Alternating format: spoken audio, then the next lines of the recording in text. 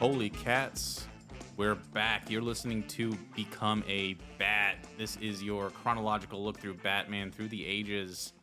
I'm your host, Tom. And I'm Mike. And today we're going to be tackling a couple of, I think, really kind of, I don't know, would you say monumental issues of Batman? There's definitely some monumental aspects to these issues, yeah. Yeah. This has been like a good two punch, I'd say. Yeah. So today it's Batman number 7, story 4, The People versus Batman, and Detective Comics number 60, The Case of the Costume-Clad Killers. Can you believe we're already on number 60? Right? I know we're only doing the Batman stories, but we started on 27. I know. So We're on 60. crazy. It is crazy. I mean, we've got 1,000 something to go. Oh, there's a lot. We're really not that far, but it just feels like we've gone a long ways already. Yeah, we're gonna be at this till at least the 100th anniversary of Batman. It's never gonna end. No, that's I know that's kind of like the thesis of Grant Morrison's big run was that Batman never ends. Never will end. That Yep. should be a Batman sequel movie way in the future. Batman Never Ends. Instead of Batman Forever. An adaptation of Year 100. Yeah, That'd be cool. someday. All right, let's go right into it. So, you'll start with. I'll start with this. You can describe the page and everything. Yeah. So So we have Batman number 7, story number 4, The People versus Batman. Art by Bob Kane, Jerry Robinson, and George Rizos. Written by Bill Finger. So the splash page with this one, very very intriguing, almost clickbaity, as we I were like it. saying right before. But it's a great Yeah, splash I like it page. a lot. It's really cool. Yeah, it's basically centered around a crowd. Well, in the center of it is Batman behind bars. He's holding on to the bars with his arms up. Yeah, he's And- shaking them. Yeah, and all the mobsters are around, and they're pretty gleeful that Batman is in behind bars. I mean, we got Robin swooping in to take one down, but He's doing a swan dive out of the sky to choke this guy out. yeah, but most of them are kind of unconcerned because they got their guns drawn. It's just Batman's easy prey. Yeah, it's cool. It's a cool cover. Yeah, all right, let's see if I can read the splash page. It's gonna be a weird one because it's kind of in a You know almost a ribbon. You know what this page reminds me of, actually? Watchman. Yeah, Rorschach in prison, yeah, and all the mobsters trying to come to get into his cell, and he's like, "You're in here with me." yes. I just saw today somebody I didn't know or they even announced it, but Watchmen is coming to 4K Blu-ray soon. Hell yeah. So I'm gonna need to pick that up when that's available. Definitely. It was the ultimate cut. I'm sure with obviously. the Black Freighter. And I everything. think that's Yeah. what it saw. Yeah, It's really good that way, though. Well, I mean, I hear even Snyder said that was a little too excessive. He prefers the directors, but It is excessive, Yeah. but it's still good. I mean, if it's 4K Blu-ray, hopefully it just comes with all the cuts. Yeah, I've got the Tales from the Black Freighter on DVD, so I watch them usually. I watch the movie and then I watch that. But really, Yeah, I haven't seen it in a while, so I'm due for a rewatch. You gonna read this splash page? Yeah, let's blurb get to here. it. All right. Countless times in the past had the Batman rescued innocent humans from death or imprisonment by unearthing true evidence that trapped the real criminal. But who is there to save the Batman himself from such a predicament? For now, the Batman faces this supreme test of his the supreme test of his career. Helpless, bound in a chain of evidence, he must somehow entangle the real criminal in links of his own making. How he does so with the timely aid of Robin, the boy wonder, makes an absorbing story when we read of The People versus the Batman. Man, I'm jealous. That's a really good one. I like that one a lot. I love the whole helpless, bound in a chain of evidence. Yeah, it makes it Really sound good. sound desperate. It does. All right, so let's get to the synopsis. All right. There we go. Our story begins when Batman sneaks around an apartment building, following a mobster. He overhears one talking about a racket job and busts his way in. He starts to question one when the lights are shut off out of the blue. When they come back on, the cops are making their way in, so Batman makes a run for the door. The gangsters know that another gangster named Delmar is the head of the racket, and they go to their boss, Freddie Hill. Freddie comes up with a plan to kill Delmar and frame someone for it. The next morning, Bruce Wayne visits Delmar in the guise of asking him for investing advice. While he's there, one of the mobsters from the last night named Weasel walks in, closes the door, and shoots Delmar with a gun. He shoots a hole in his own hat and then shouts at Bruce Wayne about shooting Delmar, basically creating a bunch of confusion, and then tosses his gun at Bruce, who then catches it. Delmar's secretary rushes in and screams. The trap worked. Bruce Wayne has now been framed and arrested and sent to jail. His friend Gordon knows, Commissioner Gordon, that Bruce Wayne couldn't have done it, but has no choice but to carry out his job. Dick visits Bruce in his cell and tells him that he'll investigate the matter. That night, as Robin, he finds Weasel and a couple of other gangsters talking. The gangsters are about to kill Weasel so that he doesn't spill the beans, and Robin jumps in and saves him. Weasel makes a break for it, jumps out of the window, and gets hit by a car. He's gravely injured, but not killed. Weasel is in a coma at the hospital, and his incident makes the headlines. He's got a 50-50 chance to live. Freddie Hill comes up with a novel plan to take care of Weasel. They get a Batman outfit from the costume shop and decide to frame Batman for Weasel's murder. The mobster, dressed up as Batman, sneaks into Weasel's room with a gun in his hand. A nurse walks in at the same time and sees him. The mobster does a 180 and flees. It makes the headlines, and it seems as though Batman has tried to murder the witness. Both Batman and Bruce Wayne framed for murder. Right? Separately. Crazy. Although it's not really Batman. No. You know. But technically, if Batman's in jail framed for murder, Batman and Bruce Wayne are both in jail. yeah. But they don't know They that. find a way to do both, yeah.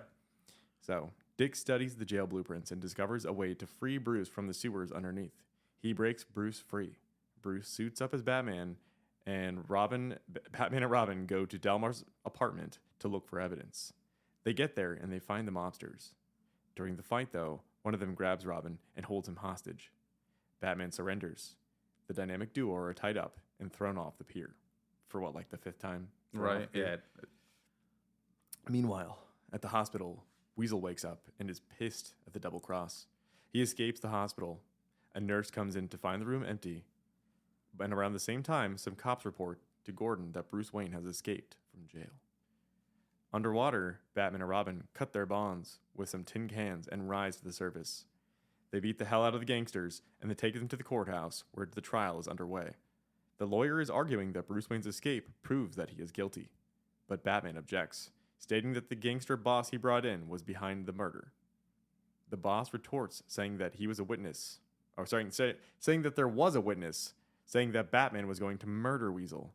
Batman says that anyone can buy a Batman costume. The lawyer points his finger at Batman, unconvinced, and says that he wants him arrested for his part in all of this. That just then, Commissioner Gordon busts in and tells everyone that he believes in Batman, how he's helped the police in the past, and that he's a force for good who has worked outside the law to do things that the police force cannot. He brings up the past adventures where Batman has helped the people and appeals to the jury to show that Batman and Robin are good people. Gordon and Batman shake hands, and Gordon formally makes Batman an honorary member of the police force. Monumental shit right there. Mm-hmm. At that very moment, Weasel busts in through the doors, declaring that he killed Delmar and that Bruce Wayne is innocent. Freddie Hill is outraged and threatens to kill Weasel, but Weasel gets the last laugh and dies from his wounds. Later on, Bruce Wayne shows up and tells Gordon that Batman helped him escape and put him in a safe house until his name was cleared. Gordon tells him that Batman made him aware already, and Bruce tells him that maybe Bruce Wayne depends on the existence of Batman and gives the audience a knowing wink. The end. A little bit of a cheesy ending. Kind of, yeah, but it felt like Batman the Animated Series, that ending. Yeah. With like Bruce Wayne turning and looking at the camera and saying something cheesy and winking. I don't know about Batman the Animated Series. Is kind of above that, but something a little bit before it, like a Hanna-Barbera cartoon. It does. They do that a couple times in the Batman cartoon, in like a handful of episodes. Mildly, I think it would be more like, rather than directly to the audience, Yeah. Bruce would have like looked at like Barbara or Dick or something. Yeah, probably. Yeah. Like it's not quite like, it's not quite like a break in the fourth wall, but Yeah. they represent the audience character. You know, Yeah. so it's still like an inside joke. Mm-hmm. Speaking of Batman the Animated Series, I was looking through my baby box last night out of the blue, and I found a picture of myself. It's a T-ball picture where I'm holding like a little bat, and I'm wearing Batman the Animated Series sneakers. Oh, nice. I didn't even know that was a thing. Nice. Yeah. I loved the story. I wish more of it revolved around the court. Oh yeah. Yeah, because that was like kind of like the more like the meat of the story to me. Other than that, I mean, there's also, Bruce Wayne being framed, but like other than that, it's just like he's in jail for like a little bit, and it really doesn't do much with it. I like the story. I do wish in this story they would have spent more time going over the court case. But I also really wish that it had actually been Batman in jail, and they had gone more like with that Watchman Rorschach element, where like he's in jail with people he put in jail, and there's like tension there, and like if there's like a riot or something going on. Would they have basically kept Batman in jail and like decided to unmask him if they found him guilty or something like that? Something like that, yeah. Just to like create that tension. Yeah, that would. It would have been a really good way to bring in a bunch of villains who've appeared only once or twice so far, and just show that they're still around, but they've been in jail the whole time. Yeah, there was some good callbacks to previous issues with Gordon, like talking about like the what was it, the money vault, and I really like that, yeah, because it did actually bring continuity to the series for only like the third time. Yeah, and Batman and Robin are like finally formally part of the police force, sort of, but they're not gonna be hunted down every time police come by. They could just like waltz into GCPD now, like they do in Batman animated series, and like the Batman, like in the new movie, like it really reminded, like oddly enough, that reminded me of like Adam West, where Batman just walks around casually at GCPD. My favorite part of this entire issue was the part where Gordon busts into the courtroom and like gives that speech. Yeah, because it felt really genuine. Like most of the time when there's speeches in these comics, they feel really scripted because they are scripted. But that whole speech, there was a lot of thought behind it, and it felt very genuine. And it really did feel like something that Gordon would say. So I feel like for the first time so far, Commissioner Gordon feels like Commissioner Gordon. Yeah. He doesn't just feel like a cop with the name Commissioner Gordon. Yeah, I think they're gonna like slowly do away with, because like they got this relationship with Batman, and that's way more interesting. Yeah, they're gonna like slowly do away with Batman and Bruce Wayne and Gordon being friends. I think this is probably where it flips around. Yeah. Now that you could just talk with Batman, call Batman. And as we'll find out in the next issue, which was very timely. Yeah, you don't want to spoil that though, right? Yeah, we're not going to spoil it. We'll get to it. That's the correlation again between these two issues, just like with previous episodes where they align a little bit like that. Yeah, because they were kind of chummy before, like in the past detective comics that we've been reading, because they're not exactly in sync, where like Detectives is like a little bit more, a couple months ahead. Yeah, we've seen similar themes between issues. Yeah. But we've never seen like a direct correlation like this, I don't think. No. Let's see, oh, and you know what? This is making me want to read, because I never actually read it, Bruce Wayne Murderer. I didn't read that either. I could have sworn you had the trade paperbacks back in the day. I don't think I had the trades. I think I had the individual issues, but I don't know if I had the whole thing or not. Maybe I had it. I don't remember, honestly. Was that like around the same time that they were doing war crimes and stuff? I think it was. And war games? I think it was like maybe in between War Games and Nightfall. Not Nightfall. Is that the one where it's drawn by... I think it was like early 2000s or like late 90s, early 2000s. I can't think of the artist's name, but he uses like heavy blacks. It kind of looks like Brian Stelfreeze. I was thinking closer to something like Matt Wagner, but I got that more cartoony. Yeah, I know what you're talking about. Scott McDaniel, maybe? No. I don't know the creative team off the top of my head. I probably should look to know, but it's one of my blind spots. I should definitely... Yeah. Well, we're gonna read it one of these years eventually when we get to the 90s. Yeah. Let's get to these panels. All right. So the first two are yours. Okay. Definitely. Yeah. This was a great story, but like I didn't have like too many like panels that were like, whoa. I had about 4 or 5, but it's condensed it down to like 2. So the first one I chose is where Batman he bursts into the apartment with the racketeers near the beginning. And he just says, "Oh, hello! I was waiting for a streetcar," and like the two gangsters are just like drawing their guns, like, "Oh crap, it's the Batman!" Yeah. And Batman just like he's got his arms like on his waist, and he's like all jolly. He's all jolly. It reminds me of I'm forgetting what the stories are called, but the one earlier with when he like freaked the fuck out when Robin like nearly died. Yeah. Like the before he found out Robin was injured, where he's just like not giving a crap. That was a good one. And then the next one is like that little 2-panel sequence where him and Robin are going to town. Robin is like flipping it. Like both flipping men. Robin just like he's got one over his head and he's saying, let's see, he says, "Here's a little treatment for a headache." And then Batman, he's like completing the flip and he flipped the dude on the table. right on the top of his head. Oh yeah, and like the table legs are breaking. Oh, Yeah, that's gotta be just painful. WWF this guy. Yeah. Head first down onto a table. He's gonna be an honorary Dudley boy. For sure. All right, so we're now getting into your Yeah, panels. I don't know if you noticed too, like in that second part where Batman's head slamming the guy on the table leg broke off, and you can see the like blueprint or whatever popping out. Yeah, I see that. Yeah. All right, next panels. I really like this one. It's just Batman and Robin on the bottom of the ocean, like all tied down to these heavy rocks or whatever it is, like the weights that they use to sink them down there.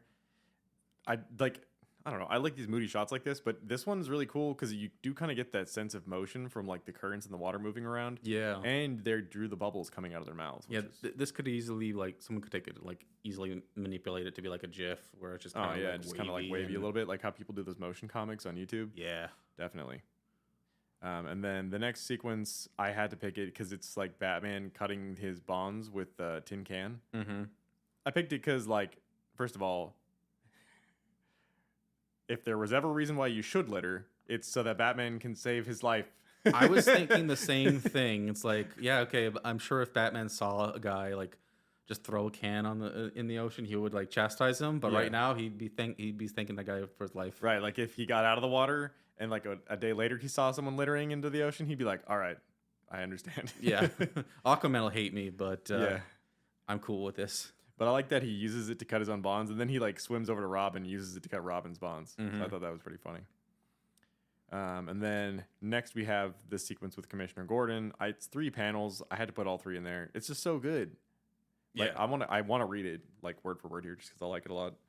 So Though I will say Jim Gordon like should stay in his lane because this is definitely like he's not called up as a witness. not at all. He just runs up Yeah, there. this is definitely not following the legal procedure, but he just made a vigilante an honorary I know. policeman, He's so just, I like, don't think he really cares. He busts into the room. He's like swinging his arms around. There's a lot of motion lines when he's like putting his finger in the air and swinging his hand down to make a point. And then he just like shakes their hands and he's like, all right, you're cops now. And then the judge is just like, okay, Yeah, the cop is like, what do I do now? all right, Like, well, I guess case dismissed. yeah. The star witness, the actual murderer just died, and what else am I going to do? It's so good though. I love that whole sequence. Yeah, that is a great way to end the story. All right, we're going to take a quick break, and when we get back, we're going to do Detective Comics number 60.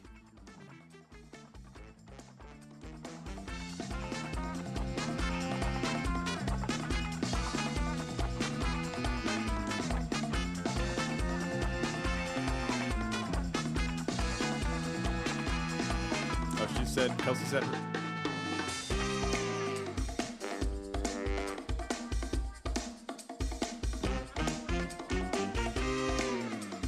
No way. Do you not mute the mics? Yeah, whatever. Technical difficulties, but whatever. It's not a big deal. Are you still recording? Yeah, now we're back to recording. All right, that'll seem relevant later. Yeah. All right, so this is Detective Comics number 60. And yeah, time flies by. How do you feel about this cover? This was an all right cover. I actually kind of like it a lot. Weirdly, it's cheesy and it's very 2-dimensional looking, but it's really bright, and the figures are drawing very large. Usually, the figures are drawn really small, but here they just pop off the page. Yeah, less characters on here, but like they got more details to them. Yeah, no background details really, just a tiny bit of foreground detail, which I think is a safe that's popped open. It looks like a safe. But in general, I like it a lot. It has that playfulness that Batman and Robin have when they're fighting a group of people. You know, like Robin's on the ground grabbing some guy's coat. He's trying to run away. For what purpose? I don't know. Oh, you know, it's because he's tabletopping the other guy. Yeah.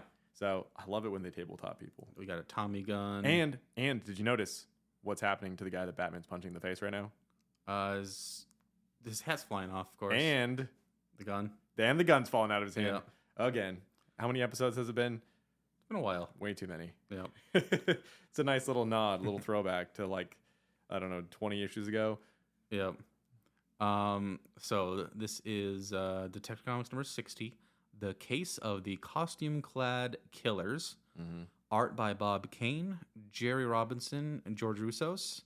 And for a first time on Batman and Detective Comics, written by Jack Schiff.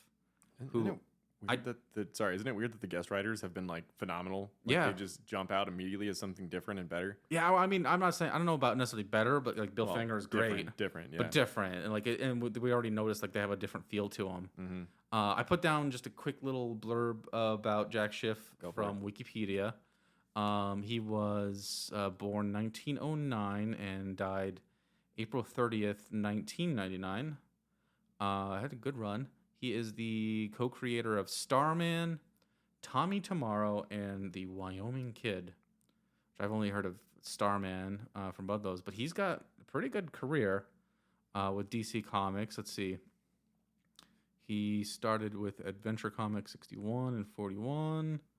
And then he oversaw Batman and Superman for a while.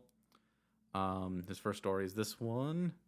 Let's see, and I'm not going to spoil, but his big contribution to the Batman mythos, which we all know and love, happens right now. Yeah. So let's so that's Jack Schiff, and we'll talk about what that thing was. Oh, he wrote the Batman and Robin serials for Columbia. Oh yeah, that's right, he did. Yeah. Those things are highly racist, but they still are very watchable. I'll have to watch them for just because they're a Batman thing for this, but yeah. I hear not too good things. I hear even the I mean, even if you take out the racism, they're just not very good. They're definitely watchable despite being bad, though. Like the costumes and like seeing the similarities between that and the 60s show, you can tell they took inspiration from it because it was the only other live action adaptations were those serials, you know. But they vastly improved them. Yeah. Vastly. So you want to talk about the splash page? Oh, yeah, definitely. All right. This splash page is a ginormous Joker standing over the top of like what looks to be like 10 people who are in the middle of a brawl, and he's dressed like Napoleon. Napoleon has like a weird.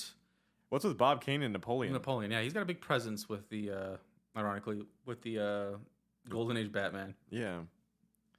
But yeah, he's dressed as Napoleon. He's wielding a giant sword, and he's like laughing and like staring down at all these people fighting on the ground. And it looks like he's about to swing his sword down and try to kill these little tiny Batman and Robin. Yeah. We're fighting off a bunch of cops and thugs. Actually, it looks like cops, ambulance drivers, and firefighters, which is really confusing. But well, it's part of the theme of the. I know. Issue. I wonder if there's like a name for like these splash pages where they do like the villain is giant and Batman and Robin are like toy sized. If there's not, then we're gonna come up with one. Yeah, I'll have to think of something. All right, let me get into this little synopsis here. I tried to pre-read this one earlier just to like get used to it, but I did never finish it. I got distracted, so we'll see how I do. All right, good luck. Like some great evil bird, crime swoops down upon a helpless city. Helpless because its inhabitants have been led to believe in forces of law and order. And now it's these very forces which threaten to uproot the city. What grim jester guides these daring criminals who hide behind the uniforms of the law? Only one twisted man could have concocted such a diabolical scheme. The Joker. But pitted against him is that fearless duo known throughout the land as the Batman and Robin. And they don their own special costumes, the cloaked denim of the dynamic duo, for the task of solving the case of the costume-clad killers. Very good. Very Solid. Good. Yeah. I like how they call it the cloaked denim. Cloaked denim. Like, are their capes made of denim? I don't know. Well, probably not. I don't even think they wear denim at all. No. All right, let's get to the synopsis.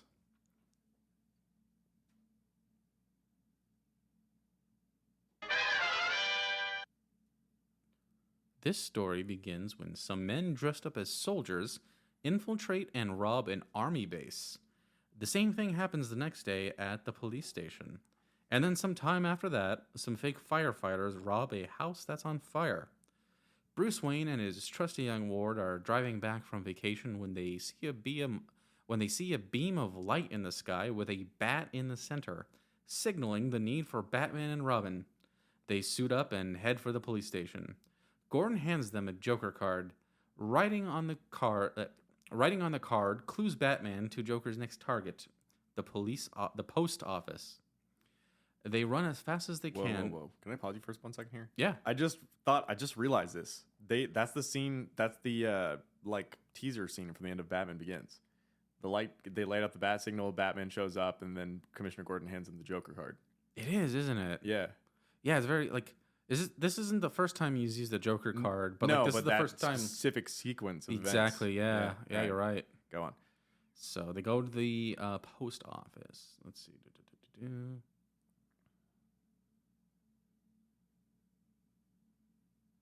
Lost my. Okay.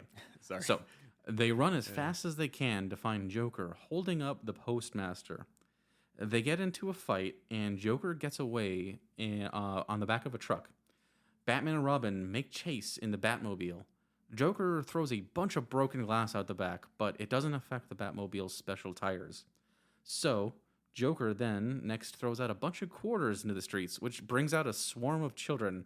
Luckily, the Batmobile has impeccable brakes. Joker gets away. The Joker targets the railroad. Then he poses as an elevator operator. He keeps getting away with all these crimes. Batman needs to get the upper hand somehow, so he comes up with a plan to bait him with a newspaper article about a sale for the famous Brody Diamond. And of course, Joker takes the bait. Posing as the Coast Guard, Joker approaches the Brody yacht. They attempt to board when Batman and Robin swoop in and attack. During the battle, Joker whacks Robin in the head with his gun and throws him overboard. Batman gets distracted and gets knocked down. Batman's tied up and hoisted over the water. Batman's morale is at an all-time low. He's mentally and physically defeated. Joker sets a fuse that will burn the rope holding Batman up over the water. He leaves to go get his next target. But as it happens, Robin is not dead. He regains his consciousness in the water and secretly stows onto Joker's boat and tails him when they get to land. Robin tries to contact Batman, but the water destroyed his radio. Oh no. Batman falls into the water and cuts his hands free with the yacht's propeller. He gets to shore and runs up to where he thinks Joker is hiding out, which is a costume shop. Batman walks in to find the Joker and his goons. They almost get the drop on him, but Robin pops up and joins the fight, having been posing as a mannequin. Joker throws a sword at Robin, but Batman deflects it with a sword of his own. Robin covers up some goons with a blanket. Batman shoots the rest down with a fake bow and arrow. Joker throws throws a boomerang at Batman, but Batman gets the last laugh as he dodges it, and Joker is knocked out when it returns. Joker goes to jail and swears to get his revenge. The end. Did you?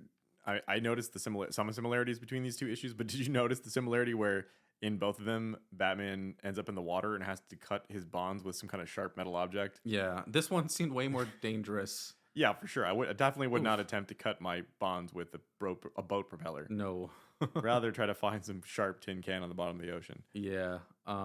Thinking back to that last one though, that tin can must have been like lodged into the water, like. Yeah, for him to be able to do that. Yeah, maybe there was like rocks in it or something. Yeah, maybe. It's like a weight holding it down. But yeah, the very first appearance of the bat signal. I wonder, because since they didn't call it the bat signal, I wonder what they would have called it if they called it something. I don't know. Yeah, they don't call it anything in this one. It's just like, oh, hey, we see the bat. We see like a signal in the sky or something. Right. But it's pretty damn important. Yeah, they did a good job of. It takes like a very small amount of space to be like, boom, the bat signal, Batman and Robin appear. Mm-hmm. Like they didn't really have to spend a lot of effort explaining how it was made, who made it, why it's there, what it does, and how they know that they're supposed to show up. Mm-hmm. They're just like, boom, a signal with a bat must mean we have to show up. Yep. So. Yeah, it's like not only are we now honorary police, but we get our own signal, and we're gonna go visit Gordon, and it's very elegant. Yeah, they did a good job. It's like there a little bit of time passed between the last issue that we reviewed and this one. Mm-hmm. And in that time, something happened that we didn't witness, but it was monumental. Yeah. Right? Like they built the bat signal. They made some kind of pact that when they turn it on, they show up. I like it. Mm-hmm. Yeah, and I think this might also be a little bit of continuity with the last one where they're coming back from their vacation after like foiling Penguin and all that. Yeah. So that's pretty neat. Definitely. I think like all the like the pieces are like coming together. I think like the next two big like Batman things we need to really make it feel like it's all here is the Batcave and Alfred. Yeah. I think we do get Alfred soon, but he's not Alfred as you know him. He's one of those characters who shows up and doesn't quite show up the way you'd expect, and then has to like disappear and come back. Yeah, I read a little bit. It doesn't come, but he's almost kind of like a buffoony type kind of character. Yeah, he's like a parody yeah. character. He's not really like something you would take seriously. Yeah. You know what I like about the bat signal in this? It's drawn shittily, just like his symbol on his chest is drawn really shittily most of the time. Like it doesn't actually resemble like a symmetrical bat drawing. It's kind of like smushed and distorted and just kind of like a bunch of triangles almost. Yeah, but it works. Yeah, gets the point across. I wonder now that they're using the bat signal to page Batman, you know, because obviously it's the symbol on his chest. I wonder if they're still gonna forget to draw the symbol on his chest sometimes, or if now that that's like a recurring thing, like using the bat signal, if they'll be like, oh yeah, we got to draw the symbol on his chest because it's the signal in the sky. Maybe it kind of reminds me of when they forget to draw his like symbol on his chest. It kind of reminds me of like Super Friends, or every once in a while there'll be like a moment, like a few frames where his like symbol's like inversed. Yeah, for no reason. It's like how do they screw that up?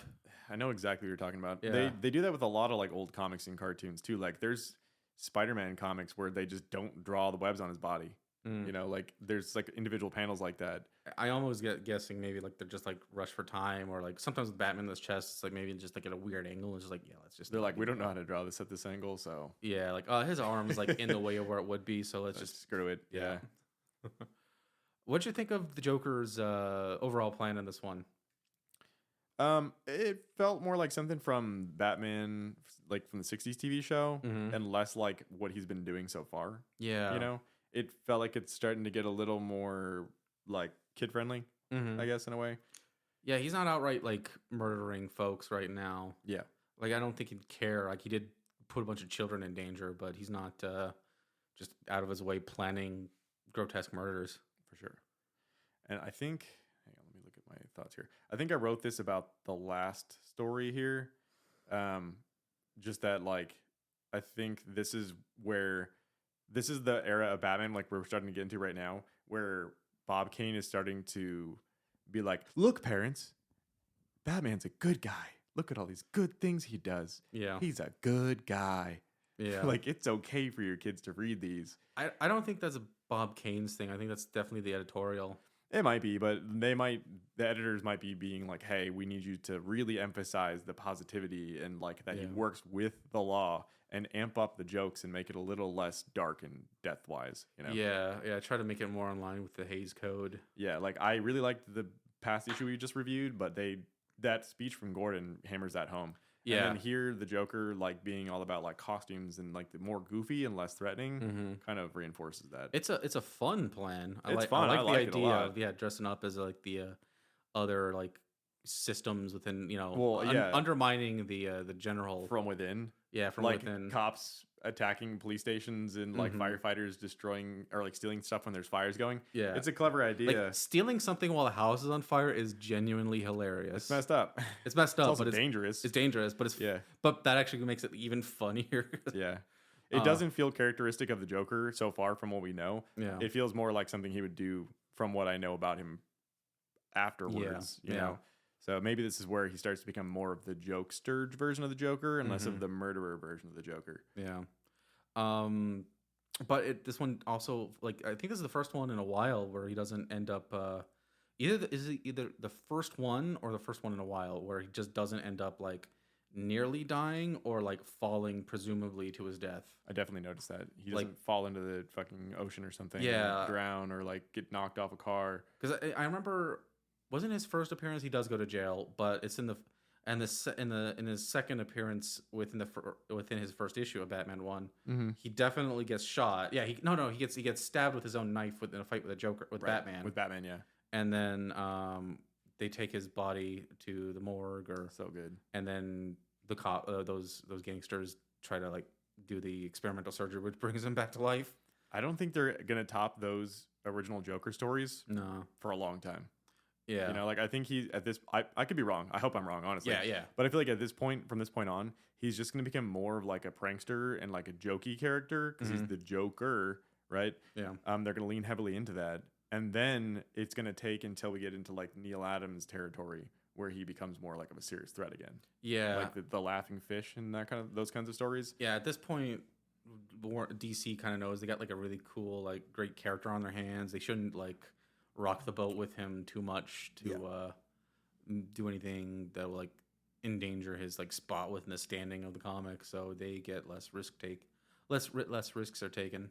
I also think this is where the Joker starts to become less of Batman's like nemesis, and they're going to start to play up other villains. Oh, that's the other point I had was like one thing I was disappointed with this one was that like when Joker knocked Robin in the head and threw him overboard, like Batman, like this should have put Batman in that blood rage. Oh yeah, especially because it's the Joker doing it. Yeah, especially because Joker did it. Yeah, like in the past issue, like he went in that crazy psycho mode, threatening a innocent doctor with murdering him if he doesn't help Robin.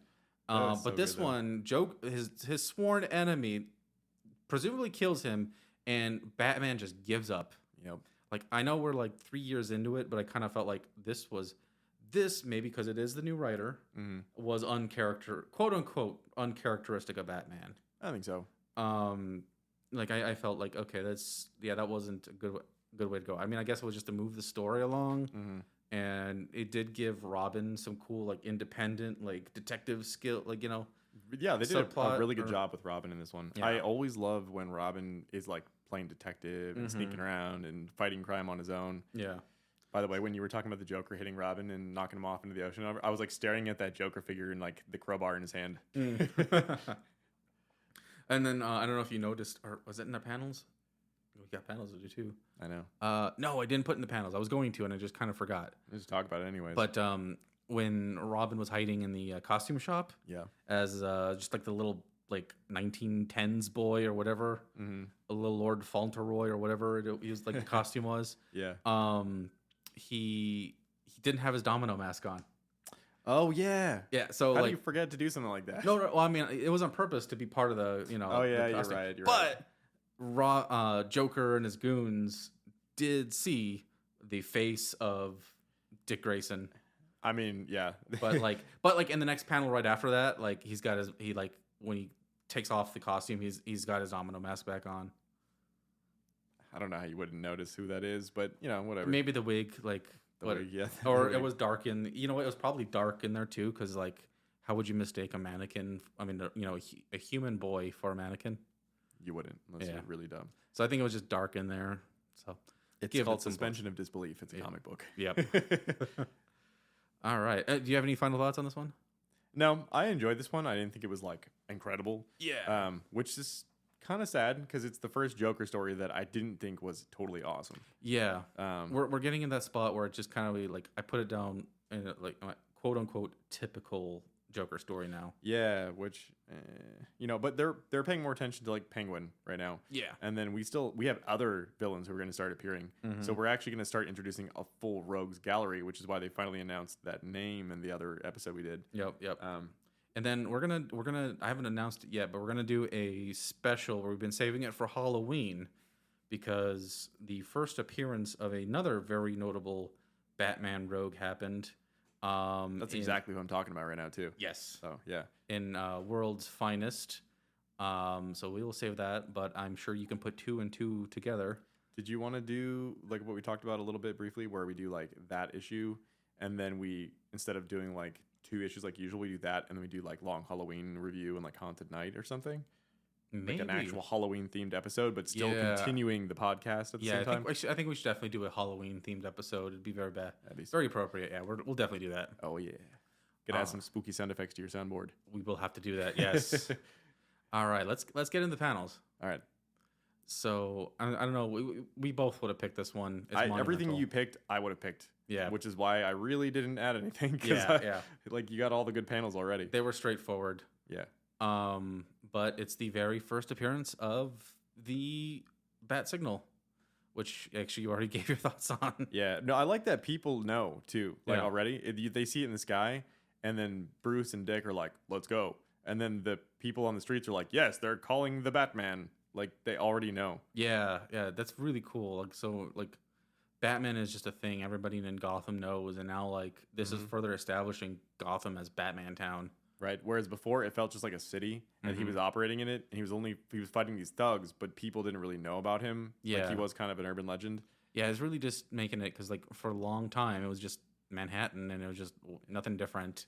Just every once in a while, Monster Men would come out. You know what? It's probably that newspaper. In the last issue, after Commissioner Gordon made him part of the police force, they showed a little, like, a picture of, like, the front of the newspaper talking about how Batman had been initiated into the police force. Yeah. That's probably where it starts to become, like, a public figure thing and not just an urban legend thing. Yeah. So, yeah, Gotham is getting its own, like, really its own feel for, like, character. It's becoming a character of its own, as they say. The way they describe it's kind of strange, though. They call it they say it pierces the dusk of day and etches an eerie symbol against a black cloud, the silhouette of a giant bat. That's really poetic. It is really poetic, but it's not a very good description of what it actually looks like. No. Yeah. But it gets the point across. Yeah. I chose this next little. I don't know if you chose the whole sequence or that, or I don't know. I just like the way Batman pondering. I like that he snaps. And he snapped. Yeah. Aw, snap. Yeah. Yeah. It's just like a 3-piece. Like, I think it pretty much comes right after the bad signal where Batman and Robin show up to Gordon and they're talking with him, and it's just really nice. Like, we're finally just it's becoming normal. Can you do an Adam West impersonation at all? Because that second panel right there would sound perfect in an Adam West voice if you were like, wait a minute. If I had time, I probably could. Wait a minute. Weather, snow, uniformed killers, right under your noses. There's only one place that fits the picture. Come on, Robin. See, it's perfect. It feels like something straight out of that show, like something he would say. And he's even got the finger on the chin right now. I feel like when they made that show, this is the era they were starting to read in. Yeah. Because he's like the body language, like the framing of them running, like in that last panel. Yeah, like the Commissioner Gordon relationship starting right here. Yeah, that sometimes you can read, like, when you read comics and like you hear the voice actor and it's like it depends on what era you hear. Like this one, it's definitely Adam West I'm hearing in my head. For sure. I'm sure like when you get to like the 70s and 80s, you hear Kevin Conroy because that's what they were like basing it off of. Kind of. When I read the 70s and 80s Batman, I don't hear Kevin Conroy. I know that's like what they base that show off of. For some reason, I hear Harrison Ford. Like, I see him more as like Indiana Jones because he's more of like an adventurer and like gallivanter, and he like sword fights, and he has his shirt off all the time. He's kind of like drawn in that typical like 80s body type, you know, where he's not necessarily like a gym rat, but he's not like, you know. I bet you he probably would have been on a short list for Batman around like, probably the 70s era. I'm sure someone 80s. talked to him about it. Yeah, because I know when Keaton was announced, people were like, a comedian? Yeah. Michael Keaton? Like, nobody believed it. I think Harrison Ford would have killed it as Batman, but I'd also think he wouldn't have wanted to play the character many times either. Yeah, he's definitely, like, because he doesn't care about Han Solo. He loves being Indiana Jones. Like, that is, like, a near and dear personal character of his. Yeah. But, yeah, I don't know about, like, it would have been cool, but, like, I don't think he would have been a little detached from it. Maybe a little bit, but think about the way he plays Indiana Jones. Like he's got the bumbling professor personality, and then he's got like the badass whip cracking gun shooting Indiana Jones. Yeah. He definitely could have played that duality up pretty well. Yeah. All right, and then the next one I chose just because I definitely need to save this panel for when like somebody like gets canceled real life. Like they would just find out. That's totally why I wanted to pick it too. Yeah. It's Robin throwing a stamp at one of the goons, and the stamp says canceled, and so basically canceled is now stamped across his forehead. Yeah. And Robin's saying that cancels you. I feel like this needs to be posted on the internet whenever people are like in discussions about canceling celebrities. This needs to appear. Yeah, it's perfect. Yeah. I wish something relevant would happen. I'm definitely gonna throw that next time. I know. I saved that panel to my phone and just like filed it away for a special day. Today, the celebrity that got canceled is somebody from. I've never heard of them until today. I swear to God. I'm getting old. Somebody. Have you heard of the Try Guys? No. Me neither. Well, some guy, one of the members of this, I guess their comedy group. I don't know. Okay. One of them who was very well known for being a wife guy. Okay. Just got like outed as cheating on his wife. Oh man. Like that's today's Twitter drama. But like up until this morning, I never heard of them. So I don't know. Whatever.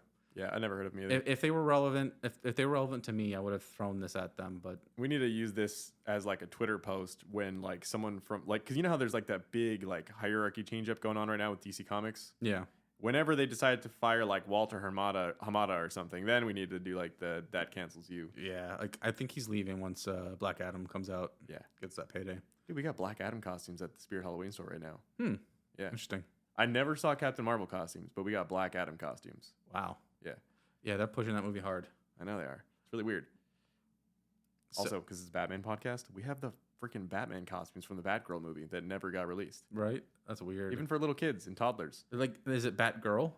It doesn't say Batgirl on it. It says Batman on it. Oh, but it is right. the suit from that movie. Like, Yeah, if you've seen the pictures, I saw it is that at suit. Target. Yeah, and I Yeah. thought, wow, okay, that must be the reason they did that. But is there a Batgirl costume? No, of course not. Mm. But we have that bat suit.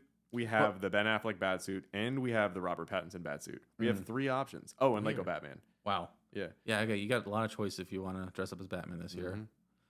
So, the next panel, which is another silly one. It's probably like the same page because I love this though. Yeah, it's Batman So stupid, but shoving a page of stamps in Joker's face. yep. You could start a stamp collection with these, Joker. Like, what is he even trying to achieve here? Like, I'm sure maybe he's gonna peel it off, and Joker's got like a face full of stamps. I think it's just like correlation to the other panel with the canceled stamp. Yeah. Robin's like, here, take a stamp to the face, and he's like, here, take some actual stamps to the face. Yeah, like They're both stamps, but they're different kinds of stamps. I like to kind of imagine like Batman saw that and was like, damn, that was really cool, Robin. All right, let me try this. And Let me try this. All right, it Joker. doesn't work as well, but Yeah, it's like whatever, I got my shot in. yeah. I knew This shot of the Joker is perfect. I knew you would love this one. It's so good.